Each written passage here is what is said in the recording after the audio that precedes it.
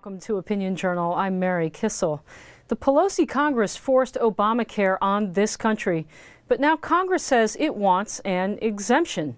We're going to get to that in a minute, but first, editorial board member Joe Rago is here to talk about a Republican circular firing squad on another aspect of Obamacare. Joe, the Department of Health and Human Services wants to tap a slush fund, and some Republicans are against that. Shouldn't we support the Republicans? A slush fund sounds bad to me. Right. Well, it's terrible. And let me lay out the details because they get a little bit complicated. But so HHS has run out of money to implement the Affordable Care Act's exchanges. Not a right? surprise. So they're out of money.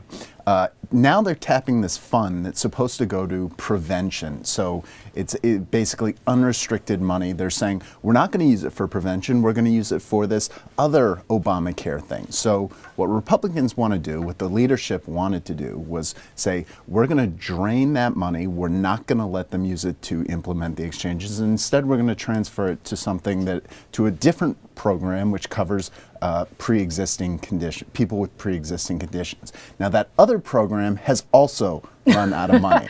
So what Republicans want to do, it's a little bit of political jujitsu. They want to say, well, we'll fund this other program and give this an actual chance of passage in the Senate. So we do one good thing and two good things through this bill. Okay, and that's what the leadership wanted. It passed out of committee.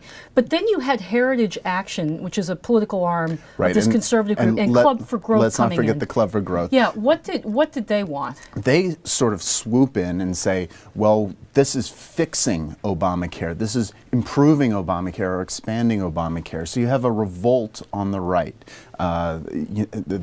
They bring this bill to the floor yesterday on a procedural vote.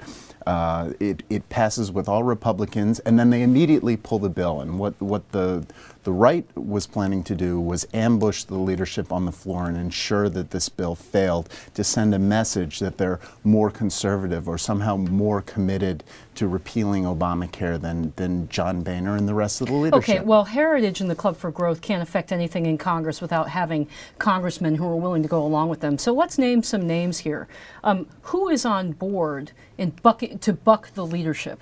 Right. Well, we don't know exactly what this insurrection was composed of, but you have congressmen like Tim Hulskamp who will vote against any budget that the leadership puts forward, so he gets farther to the right than the actual center of the Republican Party. And the way to think about this is something called the Buckley Rule, which is famous in conservative circles. This is for William F. Buckley. Right. In the 1950s, National Review was having a big debate about whether or not Eisenhower was conservative enough for National Review to support. And what Bill Buckley said was, we will support the most conservative, most electable candidate. And what these Republicans don't seem to realize is, fine, be the most conservative, but if you can't get anything done, you're going to have no practical effect on policy. And the result of this rebellion is that HHS will continue to drain the prevention slush fund to implement Obamacare. So they've made themselves worse off.